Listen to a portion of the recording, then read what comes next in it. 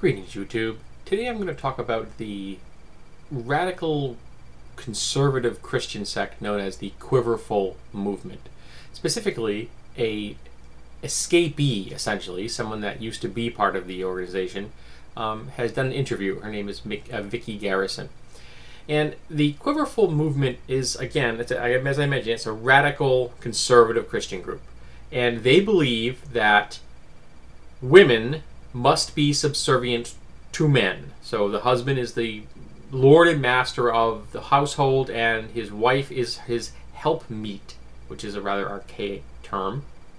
The wives in this organization have nothing else in their lives except having as many children as possible, taking care of the household, and homeschooling their children. They use no form of birth control. They are firmly of the belief that God will decide for them how many children they have, which means these families can have as upwards of 20 kids. And they are very conservative in their worldview.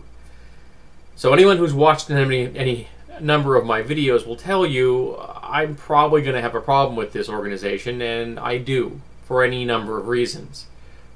First off, because I believe that they're contributing to world overpopulation.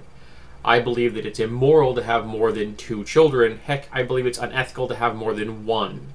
We need to reduce the world population, and I think the best method for achieving that is voluntarily not having as many kids. If every woman who was going to have children only had 1 child, we could get the world population down to a much more manageable level, something around the 3 billion mark, about half of, or a little less than what it is now. That way we'd have enough resources for everybody on the planet and still have enough genetic diversity to never have to worry about anything. But I'm also opposed to this organization because of their really profoundly misogynistic view. They really and truly believe that women are inferior, and they are raising children in these households, boys and girls, to believe that women should be subservient to men. This is a worldview that I felt was outdated in the 18th century, let alone the 21st. We have an egalitarian society, an open democracy, where everyone is viewed legally under the law, and these people, in my opinion, are subverting democracy in America. They're raising children to not fully comprehend and grasp what it is to be a member of a functioning democracy. How can you be a member of a functioning democracy if you have been raised to believe that one of the genders is inferior to the other?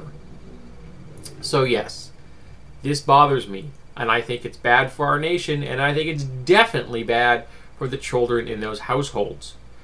Not to mention the women in those households who are the mothers. And as a side note, can you imagine being raised in one of these households if you were gay, and worse, if you were a lesbian? It must be a living nightmare. I suggest you go and read this interview with this woman. She has some powerful things to say. She talks about the political agenda of this organization. She talks about how horrible it was for her and why she got out. It's moving and it's important, and we need to hear more about this organization because I really think that they're posing a danger to our nation.